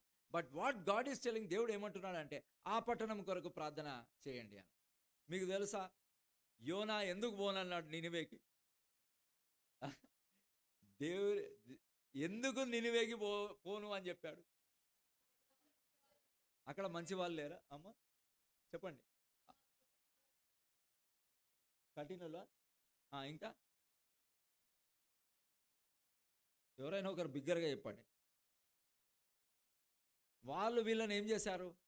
బాధించారు. ఎవరు? నినివే వాళ్ళు. ఇశ్రాయేలీయులను మొట్టమొదట అష్షూరీలకు అప్పచెప్పాడు. అష్షూరు క్యాపిటలే నినివే. వాళ్ళు వీళ్ళను బాధించి వీళ్ళని చాలా క్రూరంగా వాళ్ళు డీల్ చేశారు. ఎందుకంటే అది దేవుడే అప్పజెప్పాడు. దేవుడే ఇశ్రాయేలీయులని నినివేకి అష్షూరు వారికి అప్పజెప్తూ వచ్చాడు. ఇప్పుడు వాళ్ళకు పోయి మళ్ళా సువార్త చేయమంటావేంటి? యేసుప్రభు చెప్పింది కూడా చాలా కష్టంగా ఉంది. మిమ్మల్ని హింసించు వారి కొరకు ప్రార్థన చేయండి. అర్థమైందా? వాళ్ళు ఫస్ట్ క్లాస్లో పాస్ అయ్యేటట్టు ప్రార్థన చేయండి. వాళ్ళ పంటలు వాళ్ళ పొలాలు చక్కగా పండునట్లుగా ప్రార్థన. క్షమించడమే కష్టం అంటే న్యూట్రల్గా ఉండడము, మధ్యస్థంగా ఉండడమే కష్టం అంటే ఇంకా వాళ్ళ కొరకు వాళ్ళ క్షేమం కొరకు ప్రార్థన చేయమంటే గుండె రగిలిపోతుంది యోనాకి. ఈ పని నేను చేయలేను ప్రభా, నువ్వేంటి ప్రభా వాళ్ళకి వెళ్ళి సువార్త చెప్పమంటావండి, ఐ కెనాట్ గో, నేను వెళ్ళలేను అని అంటారు. What is the heart of God? దేవుని యొక్క హృదయం ఏంటిదో తప్పిపోయిన కుమారుని ఉదంతంలో కూడా మనం చూస్తాం. పెద్ద కుమారుడు ఎక్కడికి పోయాడు? పొలంలోకి వెళ్ళాడా? ఇంటి బయటికి వెళ్ళాడు. ఇంటి బయటికి వెళ్ళాడు. తప్పిపోయిన కుమారుడు ఇంట్లోకి వచ్చాడు. ఇంట్లో ఉన్నవాడు బయటికి పోయాడు, బయట ఉన్నవాడు ఇంట్లోకి వచ్చాడు, ఇంట్లో ఉన్నవాడు బయటికి పోయాడు. అర్థమైందా మీకు? ఇంట్లో ఉన్నవాడు పెద్ద కుమారుడు. తప్పిపోయిన కుమారుడు ఇంట్లోకి రాగానే పెద్ద కుమారుడు ఎక్కడ పోయాడు? బయటికి పోయాడు. ఎందుకు బయటికి పోయాడు? వాడు ఇంట్లోకి రావడం ఈయనకి ఇష్టం లేదు. వింటున్నారా? That is the problem of యోనాకు కూడా అదే ప్రాబ్లం. అర్థమైందా? నువ్వు వాళ్ళని క్షమిస్తా అంటావా? వాళ్ళు మమ్మల్ని హింసిస్తే, వాళ్ళు మమ్మల్ని క్రూరంగా డీల్ చేస్తే వాళ్ళకి పోయి సువార్త చెప్పమంటావేంటి? నాకు తెలుసు నీ మనసు వెన్నెలాగా కరిగిపోతుంది. వాళ్ళకి సువార్త చెప్తే నీ గుండె కరిగిపోతుంది, నువ్వు వాళ్ళని క్షమిస్తావు, మళ్ళీ వాళ్ళని మమ్మల్ని ఈక్వల్ చేస్తావు. ఇది నేను భరించలేకపోతున్నా. ఒక ముసలామెను అడిగాను, బాగా ఏడుస్తుంటే. అర్థమైంది? ఎందుకు ఏడుస్తున్నావమ్మా? నీ కొడుకు ఫెయిల్ అయ్యిందంటే, నా కొడుకు ఫెయిల్ అవుతాడని ఎటు తెలుసు సార్? పక్కింటి వాళ్ళ కొడుకు పాస్ అయ్యిండు. అర్థమైందా? పక్కింటి వాళ్ళ కొడుకు పాస్ అయ్యిండు, అది నా బాధ. నా కొడుకు ఫెయిల్ అవుతాడని నాకు ఎటు తెలుసు అని అంటుందట. So this is the problem of people. కాబట్టి అటు వెళ్ళి చెప్పు అని అంటే యోనా సహించలేకపోయాడు. సో మనం గమనించినట్లయితే బబులోన్లో కూడా దేవుడు ఇదే మాట చెప్తున్నాడు. ఆ పట్టణం క్షేమం కోరి వారి కొరకు ప్రార్థన చేయి అని అంటే నిజంగా గుండె రగిలిపోతుంది. బట్ నెవర్త్లెస్ విజ్ఞాపన పరిచర్యలో 2 ఉంటాయి. ఒకటి, మనల్ని హింసించే వారి కొరకు ప్రార్థన చేస్తాము. రెండవది, సంఘములో ఉండి పాపంలో ఉన్నటువంటి వారి కొరకు మనం ప్రార్థన చేయాల్సినటువంటి బాధ్యత మనం ఉండేది ఉంటుంది. అందుకనే దేవుడు మొర్దెకై ఎస్తేరుకి చెప్తున్నాడు, నువ్వు ఈ సమయాన్ని బట్టే ఈ పొజిషన్కి వచ్చావు, నిన్ను దేవుడు ఈ స్థానంలో పెట్టాడు. విజ్ఞాపన పరిచర్య చూసారా? యాజకుడు ఎక్కడ చేస్తాడు పరిచర్య చెప్పండి? విజ్ఞాపన పరిచర్య ఎక్కడ చేస్తాడు తెలుసా? అతి పరిశుద్ధ స్థలం లోపలికి పోయి చేస్తాడు. ఎక్కడ? అతి పరిశుద్ధ స్థలానికి పరిశుద్ధ స్థలానికి మధ్యలో ఏముంటుంది? తెర ఉంటుంది. సో తెర లోపలికి పోయినాక మనిషి కనబడతాడా? కనబడదు. సో కనబడని పరిచర్య ఈజ్ కాల్డ్ విజ్ఞాపన పరిచర్య. అందరికీ కనబడే పరిచర్య చేయాలంటే చాలా ఇష్టం ఉంటుంది, కానీ కనబడని పరిచర్య చేయమంటే అసలే చెయ్యం. చూసారా? కాబట్టి that's what God is asking us to do. ఇప్పుడు కూడా యేసు ప్రభు మనకు కనిపించట్లేదు, కానీ ఆయన మన కొరకు విజ్ఞాపన పరిచర్య చేస్తున్నాడు. ఎస్తేరు కూడా అదే చెప్పినప్పుడు ఆమె చూడండి, ఆమె ఎలా రెస్పాండ్ అయిందో చూస్తే, రెండవదిగా మనం ఇంకొక విషయం చూస్తాం. మొట్టమొదటిది మరణ శాసనం చూసాము 3:13లో. 4:13లో మరి విజ్ఞాపన కొరకైనటువంటి అర్జీ మరి మొర్దెకై మరి ఎస్తేరుకు చెప్పడము మనం చూస్తుంటున్నాం. మనం గమనించినట్లయితే ఆమె ఎక్కడికి వెళ్ళాలి అంటే రాజు సన్నిధిలోకి వెళ్ళాలి. విజ్ఞాపన చేయాలంటే she has to go into the presence of the king. అది 3వ విషయం. సో రాజు సన్నిధిలోకి వెళ్ళాలంటే అది మొట్టమొదట అనుమతి ఉండాలి. రెండవది, రాజదండము తన వైపు చాపినప్పుడు మాత్రమే తాను మాట్లాడాలి. ఈ 2 కండిషన్స్ ఉన్నాయి ఎస్తేరుకి. ఎస్తేరు ఎప్పుడు పడితే అప్పుడు రాజు సన్నిధిలోకి వెళ్ళడానికి వీలు లేదు. కాబట్టి ఈ 2 కండిషన్స్ని బట్టి ఆమె ఏం చెప్పిందంటే, ఒక నెల రోజుల నుండి రాజు దగ్గరికి నాకు ప్రవేశం లేదు, నేను వెళ్ళలేని పరిస్థితుల్లో ఉన్నాను అని తాను చెప్పింది. సో తనకు ఒక డిమెరిట్ ఉంది, తాను ఎప్పుడు పడితే అప్పుడు రాజు సన్నిధిలోకి వెళ్ళలేదు. కానీ మనకు యేసు ప్రభు సన్నిధిలోకి ఎప్పుడైనా వెళ్ళేటువంటి ఆస్కారాన్ని యేసు ప్రభు కలగజేశాడు. ఆయన చనిపోయినప్పుడు తెర పైన నుండి కిందికి ఏమైంది? చెనిగింది. దాని ఫలితంగా ఇప్పుడు అందరూ కూడా మరి ఆయన సన్నిధిలోకి వెళ్ళడానికి మనకి కృపను అనుగ్రహిస్తూ వచ్చాడు. హెబ్రీలకు రాసిన పత్రిక 4వ అధ్యాయము మరి చూడండి, హెబ్రీలకు రాసిన పత్రిక 4వ అధ్యాయము 16వ వచనం మనం చూసినట్లయితే, గనుక మనము కనికరింపబడి సమయోచితమైన సహాయము కొరకు కృప పొందినట్లు ధైర్యముతో ఆ కృపాసనం యొద్దకు చేరుదాం. ఎట్లా వెళ్తాం ఆ కృపాసనం యొద్దకి అంటే, ఆయన ఆ తెరను పైన నుండి కిందికి చింపేశాడు. That's it, over. అందుకనే ఆ ప్రవేశము అందరికీ యేసు రక్తం చేత కడగబడిన మనకందరికీ కూడా డైరెక్ట్గా యాక్సెస్ ఇచ్చాడు. డైరెక్ట్గా ఆ ప్రవేశాన్ని దేవుడు మనకు కలుగజేశాడు. ఎస్తేరుకి లిమిట్ ఉందా అంటే ఎస్, ఎస్తేరుకి లిమిట్ ఉంది. ఆమె అనుమతి తీసుకోవాలి, మాట్లాడాలంటే రాజదండము చూపించాలి. కానీ మనకు ఆ కృపాసనం యొద్దకు ధైర్యముగా వెళ్ళుటకు ఆయన రక్తము చేతబట్టుకొని యేసు ప్రభు రక్తం ద్వారా we have the boldness to go into the presence of our almighty king Jesus Christ in order to intercede for the people. ప్రజల కొరకు విజ్ఞాపనం చేయడానికి ధైర్యముతో అంటున్నాడు. అందుకనే అపోస్తుల కార్యంలో ఒక మాట తరచుగా కనబడేది ఏంటిదంటే ధైర్యం. ఏంటండి? ధైర్యం. పరిశుద్ధాత్మ వలన మనకు ఆ ధైర్యం కలుగు చేస్తాం. కాబట్టి పేతురు యోహానుల ధైర్యమును చూసినప్పుడు అని అంటాం. కాబట్టి ధైర్యం ఎలాగొచ్చింది అని అంటే యేసు ప్రభు రక్తం ద్వారా మనల్ని కడిగాడు కాబట్టి మనకిప్పుడు ధైర్యముతో ఆయన కృపాసనం యొద్దకు చేరడానికి అవకాశం ఉంది. సో మొట్టమొదటిగా ఎస్తేరు విషయంలో మరణ శాసనం చూసాము. మనకి కూడా ఇప్పుడు సంఘానికి వెలుపట ఉన్న వాళ్ళు మరణ శాసనం కింద ఉన్నారు. రెండవదిగా మనం గమనించినట్లయితే విజ్ఞాపన పరిచర్య అనేది రహస్యమైన పరిచర్య. దాని కొరకు అర్జీ పెట్టుకున్నాడు మొర్దెకై. ఇప్పుడు దేవుడు కూడా మనం విజ్ఞాపన కర్తలుగా ఉండాలని కోరుతున్నాడు. 1 తిమోతి 2లో మనకి తెలుసు, మనుషులందరి కొరకు మనం ఏం చేయాలి? విజ్ఞాపనము చేయాలి. మొర్దెకై ఎస్తేరుకు పంపించాడు, కానీ దేవుని వాక్యం మనకు సమాచారం పంపిస్తుంది ఏంటంటే మనం మనుషులందరి కొరకు ఏం చేయాలి? విజ్ఞాపన. మూడవదిగా ఎస్తేరుకి లిమిట్ ఉంది, కానీ మనకు లిమిట్ లేకుండా దేవుడు ధైర్యముతో ఆయన కృపాసనం యొద్దకు వెళ్ళడానికి మనకు అవకాశం. అయితే ఒక్కటి మాత్రము మనం గమనించాలి. గుడ్డివాడు చెప్పాడు, దేవుడు పాపుల మనవిని ఆలకించడం. సో పాపము కడిగించుకొని ప్రభు యొక్క రక్తం చేత శుద్ధీకరించబడిన వారమైతే ధైర్యముతో ఆయన కృపాసనం యొద్దకు మనం వెళ్ళే అధికారమును మనకి దేవుడు ఎప్పుడైనా ఎక్కడైనా కూర్చొని, ఎక్కడ 2-3 నా నామమున కూడి ఉంటాయి. కాబట్టి మనకు భౌతికంగా ఈ మందిరం ఉంది. మనం చెట్టు కింద కూర్చొని ప్రార్థన చేసినా, అరణ్యంలో ప్రార్థన చేసినా, ఎక్కడ ప్రార్థన చేసినా ప్రభు ఆయన కృపాసనం యొద్దకు ప్రవేశించేటువంటి మార్గాన్ని యేసు ప్రభు మనకి కల్పించాడు. We have the privilege to go into the presence of Jesus Christ boldly. అది కాబట్టి మనం గమనిస్తే ధైర్యంగా వెళ్ళొచ్చు. ఎస్తేరుకు ధైర్యం లేక. నాలుగవదిగా మనం గమనించినట్లయితే ఆమె ఎవరి కొరకు విజ్ఞాపనం చేయాలి? రండి, ఎస్తేరు గ్రంథం 7వ అధ్యాయం 10వ వచనం మనం చూస్తే, ఎస్తేరు గ్రంథము 7వ అధ్యాయము చూడండి 10వ వచనంలో మనం చూస్తే 3-4 దయచేసి క్షమించండి, 3-4 ఇలాగూ ప్రత్యుత్తరం ఇచ్చాను.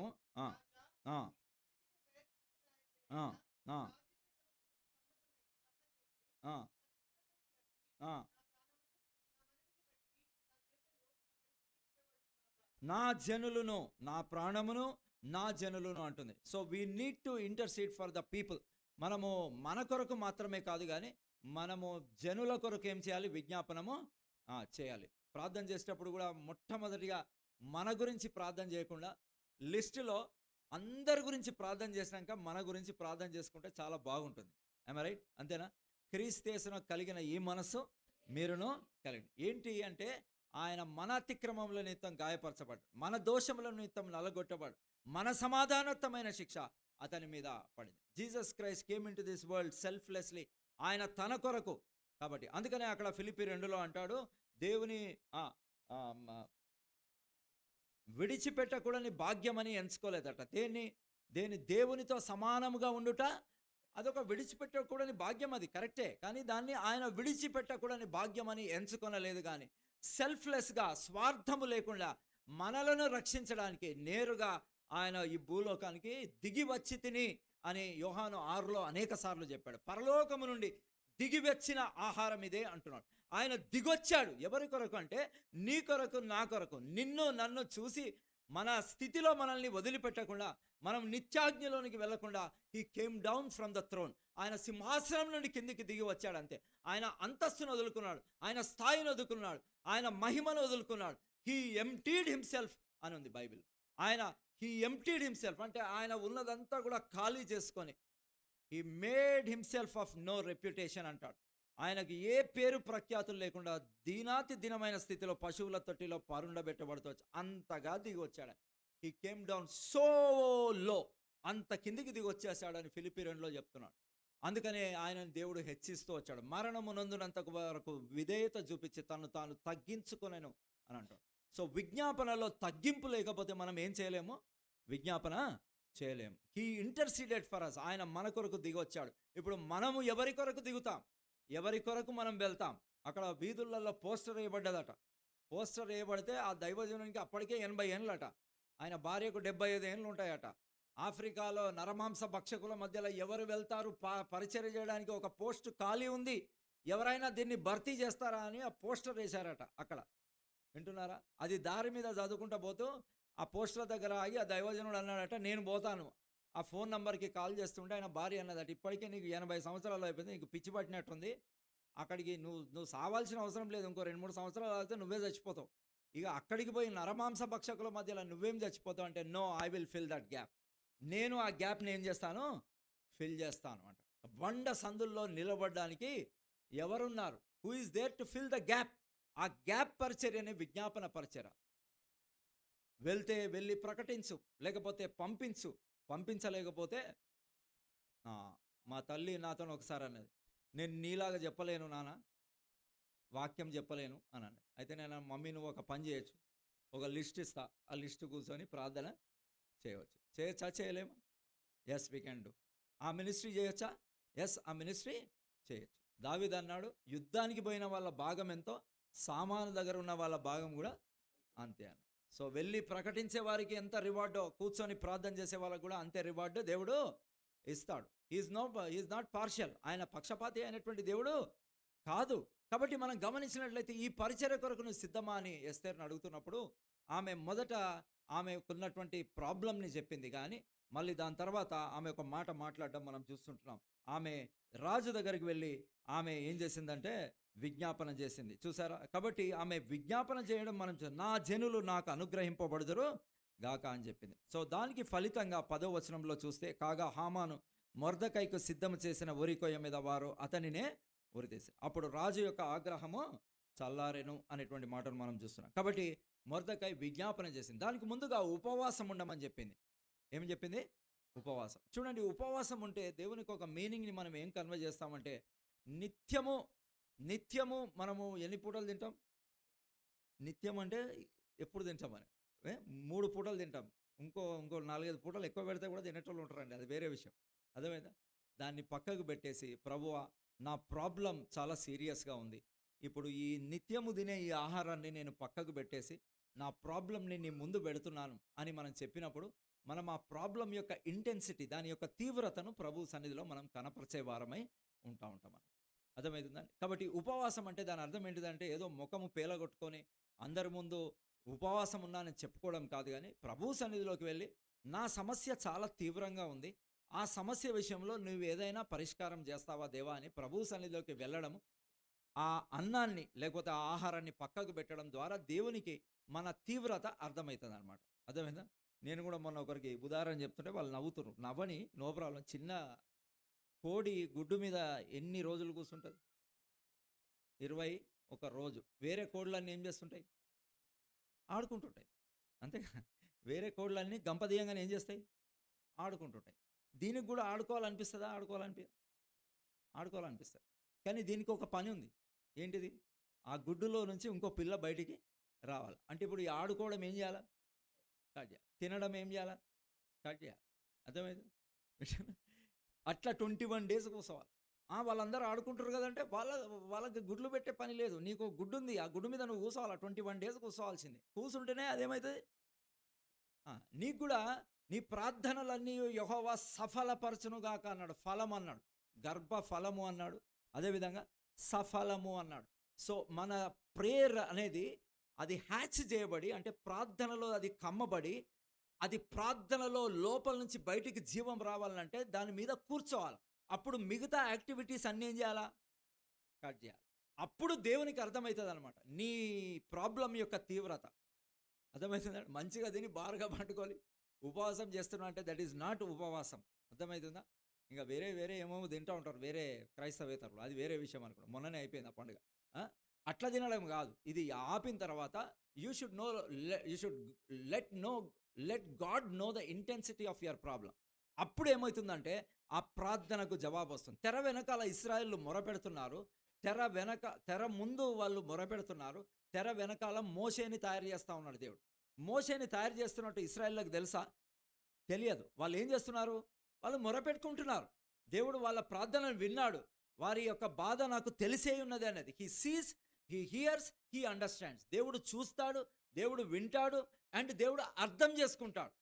మనుషులు చూడగలుగుతారేమో, వినగలుగుతారేమో, కానీ మనుషులు అర్థం చేసుకోలేరు మన ప్రాబ్లమ్ని. But he understands. నాకు వారి దుఃఖములు నాకు తెలిసే ఉన్నది. So he understands our problem. మన బాధ ఏంటిదో ఆయన అర్థం చేసుకుంటాడు. ఎందుకంటే ఆయన కూడా మనుష్యుడిగా ఈ లోకానికి దిగి వచ్చాడు. మనుషులు పోయే ప్రాబ్లమ్స్ కూడా ఆయన పోయాడు కాబట్టి హీ అండర్స్టాండ్ ఇట్స్ బెటర్. ఎవరికి చెప్పుకున్నా వాళ్ళు కేవలం మనల్ని ముఖం ముందు ముఖస్థుతి చేస్తారు. మనం వెళ్ళిపోయిన తర్వాత వీడు చాలా వీక్, అందుకనే ఏడుస్తున్నాడు అని అంటారు. అందుకనే మనుషుల ముందు ఏడవకూడదు. ఎక్కడ ఏడవాలి? దేవుని సన్నిధిలో ఏడవాలి. యాకోబు దేవుని సన్నిధిలో కన్నీళ్లు విడిచి బతిమాలేనని హోషేయ 12:3లో మనం చూస్తాం. ఆది కాండంలో కన్నీళ్లు విడిచినట్లు లేదు, హోషేయ గ్రంథంలో దేవుడు రాపిచ్చి పెడుతున్నాడు. చూసారా? అంటే హీ వెప్ట్ సోర్. ఆయన కన్నీళ్లు విడిచాడు. అంతటితో ఒక్క రాత్రితో ఆయన చరిత్రను దేవుడు మార్చేశాడు. ఇప్పుడు కూడా ఇజ్రాయెల్ ఆ పటం మీద అట్లాగే ఉంది. ఇప్పటికి కూడా ఇజ్రాయెల్ని ఎవడు కూడా ముట్టలేడు. ఎందుకంటే ఆ రాత్రి ఆయన తన పాపాన్ని ఒప్పుకొని ప్రార్థన చేశాడు. ఒక్క నైట్ ప్రేయర్కి అంత శక్తి ఉంటే మనం నిజంగా హృదయపూర్వకంగా మనఃపూర్వకంగా ప్రభు సన్నిధిలో ప్రార్థన చేస్తే ఆ ప్రార్థనకి ఎంతో శక్తి ఉంటుంది. అందుకనే దేవుని వాక్యంలో చూస్తున్నాం, ఎస్తేరుకి ఆ పని అప్పచెప్పినప్పుడు ఆమె ఏం చేసిందంటే, నా జనులు నాకు అనుగ్రహింపబడుదురుగాక. This should be our prayer request. ప్రభువా, ఈ నశించిపోతున్నటువంటి ప్రజలు. అందుకనే ఒక జాన్ నాక్స్ అనేటువంటి భక్తుడు ప్రార్థించాడు, O Lord give me Scotland or I will die అన్నాడట. ఒక ప్రభువా, ఈ స్కాట్లాండ్ నాకు ఇవ్వు అంటే రక్షింపబడాలి వాళ్ళందరూ, లేకపోతే నేను చచ్చిపోతాను అన్నాడు. పౌలు చేసిన ప్రార్థన అదే కదా. పౌలు చేయలేదా ఆ ప్రార్థన? రోమీలకు రాసిన పత్రికలో ఆయన అదే ప్రార్థన చేశాడు. నా స్వజనుల కొరకు నేను శాపగ్రస్తుడనై ఉండగోరుచున్నాను. I will go to hell. నేను నరకానికి వెళ్ళిపోతాను, కానీ వాళ్ళని ఏం చేయి, నువ్వు రక్షించు. మోషే కూడా అదే ప్రార్థన చేశాడు, జీవ గ్రంథంలో నుండి నా పేరును. So that is the power of intercession.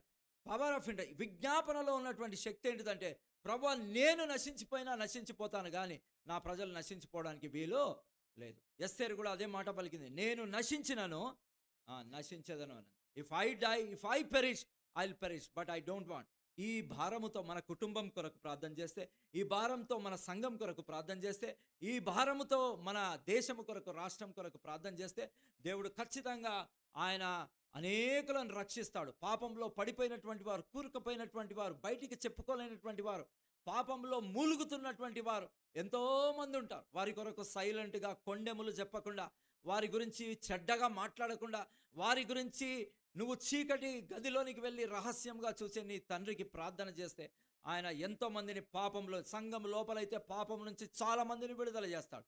ఒక్కొక్కరి కొరకు కొన్ని సంవత్సరాలు ప్రార్థన చేస్తారు, కొన్ని నెలలు ప్రార్థన చేస్తే వాళ్ళు పాపంలో నుంచి, వ్యసనాల్లో నుంచి విడిపించబడ్డం మనం కల్లారా చూస్తాం. అందుకనే యేసుప్రభు అన్నాడు, దీనులకు సువర్తమానం ప్రకటించడానికి దేవుని ఆత్మ నా పైన ఉన్నది అని చెప్తూ వచ్చాడు. నలిగిన వారిని ఉజ్జీవింపజేయటకు, బంధింపబడిన వారు విడుదల పొందాలి.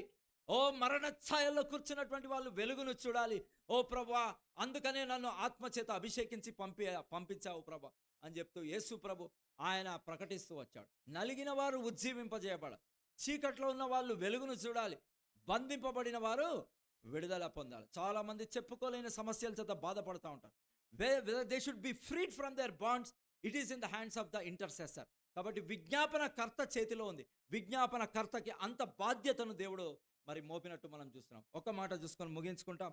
కాబట్టి మనం చివరిగా గమనిస్తే, ఆమె ప్రార్థన చేసినప్పుడు ఏమైందంటే, రాజు మరి ఆయన రాసిన తాకీదును ఆయన విడుదల చేయలేకపోయాడు, కానీ దేవుని ప్రజలు విడిపించబడ్డారు. 8వ అధ్యాయము మరి 3వ వచనంలో చూస్తే, మరియు ఎస్తేరు రాజు ఎదుట మనవి చేసుకొని అతని పాదముల మీద పడి, అగాగీయుడైన హామాను చేసిన కీడును, అతడు యూదులకు విరోధంగా తలంచిన యోచనను వ్యర్థపరచుడని కన్నీళ్లతో అతన్ని వేడుకొనగా. కాబట్టి ఈ పరిచర్యను దేవుడు మనకిస్తవచ్చు. కన్నీళ్లతో ఏం చేస్తూ వచ్చింది ఆమె? నేను కూడా ఒక ప్రశ్న అడుగుతాను, ఎన్ని రోజులైంది ఇతరుల కొరకు కన్నీళ్లు గార్చి? నా కొరకు కాదు, నా ఆత్మీయ జీవితం కొరకు కాదు, నా కుటుంబం కొరకు కాదు, నా ఇంటి కొరకు కాదు, నా ఆస్తి కొరకు కాదు, నా భోగభాగ్యాల కొరకు కాదు. ఎన్ని రోజులైంది వేరే వ్యక్తి కొరకు నిస్వార్థంగా కన్నీళ్ళు వచ్చాయా? నిజంగా టీయర్స్ వస్తాయా? వేరే వారికి కడుపున ఎంతోమంది ఫోన్ చేస్తూ ఉంటారు, అన్న నా గురించి ప్రార్థన చేస్తామన్నా అని చెప్పేసి పెట్టేసి మంచిగా నిద్రపోతూ ఉంటారు. వింటున్నారు? రాత్రి నాకు కొన్నిసార్లు అట్లా చేస్తే భయమే లేస్తాను అన్నమాట. ఆ వ్యక్తి ఎవరో ప్రార్థన చేయమన్నాడు, చేస్తానని చెప్పాను, చెయ్యలేదు, ఇప్పుడు నువ్వు ఏం చేస్తున్నావు అని ప్రభు అడిగితే గుండెలో రైళ్లు పరిగెడతాయి, లేచి ప్రభు వారి కొరకు. కాబట్టి how many times how long it has been that you have prayed for somebody else. వేరే వారి కొరకు ప్రార్థన చేసి ఎన్ని రోజులైంది? కన్నీరు విడిచి. ఆ ఎస్తేరు కంఫర్టబుల్ ప్లేస్లో ఉంది. ఎస్తేరుకి ఏం ప్రాబ్లం లేదు, ఆమె అంతఃపురంలో ఉంది, ఆమె కన్నీరు విడవాల్సిన అవసరత లేదు. కానీ తన ప్రజల కొరకు తాను ఏం చేస్తుంది? This is what Jesus did. Yesu ప్రభు కూడా మన కొరకు ఆయన విజ్ఞాపన చేస్తున్నాడు. కన్నీళ్లు విడుస్తూ ప్రార్థన చేసినప్పుడు దేవుడు సమాధానము ఇచ్చినాడు. 10వ అధ్యాయంలో మనం చూస్తే, సమయం లేదు కనుక ముగించుకుంటాం. కాబట్టి మనం గమనిస్తే 10వ అధ్యాయంలో 3వ వచనంలో మనం చూస్తే చూడండి, ప్రధానమంత్రిగా ఉండి తన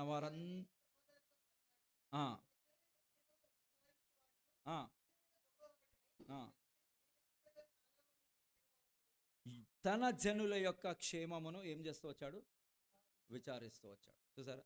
so this should be the heart of an intercessor. విజ్ఞాపనకర్తకు ఉండాల్సిన లక్షణం ఏంటిదంటే తన జనుల యొక్క క్షేమము గురించి ఏం చేయాలి? విచారించాలి. అంటే you should think about others. ఇతరుల కొరకు మనం విచారించాలి. అర్థమవుతుందండి? సో అప్పుడు అది ఎప్పుడు వస్తుందంటే, క్రీస్తు కలిగిన ఈ మనసు. అందరూ తమ సొంత కార్యంలో చూసుకొంచున్నారు, కానీ యేసుక్రీస్తు కార్యంలో ఎవరు కూడా చూడట్లేదు. So that was the purpose. Philippi 2:6-11 వచనం వరకు అది రాశాడు. యేసు ప్రభు ఏం చేశాడంటే, తనకున్న మహిమను వదులుకొని, తనకున్న దాసుని స్వరూపం ధరించి, రిక్తునిగా చేసుకొని ఈ లోకంకి మనల్ని రక్షించడానికి ఆయన వచ్చాడు. ఇందులో స్వార్థము లేదు. It's a selfless love. అందుకనే అగాపే లవ్ అంటారు. అందుకనే ఈ పరిచర్య, అందుకే తన జనుల యొక్క క్షేమమును ఏం చేస్తూ వచ్చాడు? విచారించాడు. You do that. తన జనులు ఎక్కడ ఉంటారు చెప్పండి? మందిరంలో ఉంటారు. అంతేనా? కీర్తన 106లో దావీదు అన్నాడు కదా, నీ ప్రజల ఎడల నీ స్వాస్థ్యమైన వారు, ఇంకేమన్నాడు? నీవు ఏర్పరచుకున్న వారి క్షేమము నేను చూచుచు నీ ప్రజల ఎడల నీకున్న దయ చొప్పున నన్ను జ్ఞాపకం చేస్తాను. దావీదును దేవుడు ఎందుకు ఆశీర్వదించాడంటే, దావీదు దేవుని ప్రజల పట్ల క్షేమాన్ని విచారిస్తూ వచ్చాడు. ఆయన తనకు తాను పోగు చేసుకోలేదు, కానీ తనను ఏం చేశాడంటే తన ప్రజల కొరకు ఆలోచించాడు. ఒక్క గొర్రె కొరకు ప్రాణం పెట్టడానికి సిద్ధమయ్యాడా దావీదు? కాలేదా? కొంతమంది కాలేదంట. ఒక్క గొర్రె, ఎలుగుబంటి సింహం ఎత్తుకుపోతుంటే ఒక్క గొర్రె కొరకు ప్రాణం ఫనంగా పెట్టడానికి ముందుకు పరిగెట్టాడు. కాబట్టి తన ప్రజల్ని దేవుడు దావీదు చేతిలో పెట్టడానికి ఇష్టపడ్డాడు. చూసారా? అది సెల్ఫిష్నెస్సా? సెల్ఫ్లెస్. ఎప్పుడైతే యేసుక్రీస్తు మనసే సెల్ఫ్లెస్ మనసు. అది ఎవరికీ ఉండదు ఈ లోకంలో. అంటే రక్షణ పొందిన వారికి ఈ నైజం అనేది రాదు. వింటున్నారండి? ఎవరో మొన్నట జస్ట్ ఇట్లా పక్కకు జరుగు అన్నందుకు పక్కకు జరగలేక తన్నుకొని చంపేసుకున్నాను. జస్ట్ ఇట్లా ఏదో భుజం తలిగి పక్కకు జరగాలంటే నన్ను పక్కకు జరగమంటాను, చంపేసుకున్నాను. ఏం లేదు అక్కడ పాయింట్. అంటే మనిషిలో ఉన్నటువంటి స్వార్థము, అంటే పాప ప్రాచీన స్వభావం అట్లా ఉంటుంది. మనము నూతన స్వభావమును ధరించిన వారమైతే, యేసుక్రీస్తునందు ఉన్నట్లయితే, we become selfish or selfless. We become more and more selfless. ప్రభువా, నన్ను నేనే నీకు అర్పించుకుంటున్నాను. అందుకని ఆ పాట రాశాడు కదా. ఇప్పుడు మనం కృతజ్ఞత తాళవంచ అర్పిస్తాను, నన్ను నేనే నీకు అర్పించుకుందాం. కాబట్టి when we come to the ministry of intercession, కాబట్టి విజ్ఞాపన పరిచర్యకు వచ్చినప్పుడు మనం ఏం వదులుకోవాలి? చెప్పరే? సెల్ఫిష్నెస్ అనేది వదులుతుంది. అందుకనే ధనాపేక్ష సమస్తమైన, నాకు చాలామంది తెలుసు సంఘాలలో పరిచర్య ఎందుకు చేయలేకపోతున్నానంటే ధనాపేక్ష. ఏంటిది? అదంతా లోపల చిక్కుకుపోయిన తర్వాత ఇంకా ప్రార్థన ఎట్లా చేస్తాడు? వేరే వారి కొరకు ఎట్లా ప్రార్థన చేస్తావు? వేరే వారికి వాక్య పరిచర్య ఎట్లా చేస్తావు? వేరే వారికి నీకున్నది అమ్మి బీదలకి ఇవ్వు అన్నాడు. That is too far. నాకున్నది అమ్మి బీదలకి ఇవ్వడం ఎట్లా? So it is very dangerous. అందుకనే మీరు ధనమును సిరిని సేవించాలి. కాబట్టి సిరి అనేది దేవునికి ఆపోజిట్గా నిలబడుతుంది. So we should be released from that bonds in order to do the ministry of intercession. విజ్ఞాపన పరిచర్య చేయాలంటే ఫస్ట్ ధనాపేక్ష నుంచి, స్వార్థం నుంచి, మరి ఈ పొసెసివ్నెస్ నుంచి మనం విడుదల చేయబడాలి. దానికై ప్రభు సన్నిధిలో మనం వేడుకుంటే ప్రభు మనల్ని విడుదల చేసేటువంటి వాడుగా ఉంటాడు. అప్పుడు మరి తన ప్రజలందరూ కూడా కాపాడబడ్డారు. ఎస్తేరు చేసినటువంటి విజ్ఞాపనను బట్టి తన ప్రజలు, దేవుడు నిన్ను ఈరోజు మంచి కంఫర్టబుల్ పొజిషన్లో ఉంచాడేమో, దేవుడు నీకు మంచి శాలరీ ఇచ్చాడేమో, మంచి ఉద్యోగం ఇచ్చాడేమో, అది నీ కొరకు కాదు, అది ఇతరుల కొరకు. నీవు క్రీస్తును కలిగిన ఆ మనస్సు నువ్వు కలిగి ఇతరుల కొరకు నువ్వు విజ్ఞాపన చేసినప్పుడు, దావీదు దేవుని ఇంటిని కడతా ఉన్నాడు. దావీదు ఇంటిని ఎవరు కట్టారు?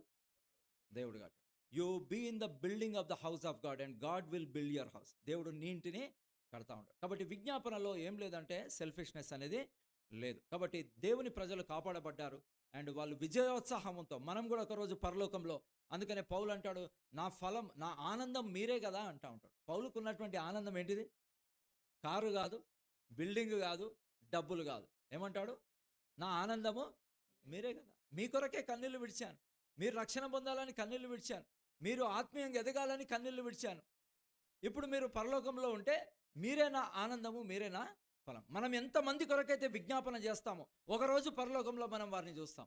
ఎంతమంది బంధకాల నుంచి విడుదల పొందాలని కన్నీళ్లు విడిచి ప్రార్థన చేస్తాం, దానంతటికీ కూడా 100 రెట్లు ఫలాన్ని మనం పరలోకంలో పొందుకుంటాం. కాబట్టి we should be in the ministry of intercession. Yesu ప్రభు కూడా నిరంతరము ఏం చేస్తా ఉన్నాడు? విజ్ఞాపన. దేవుడి మాటలు దీవించునుగా.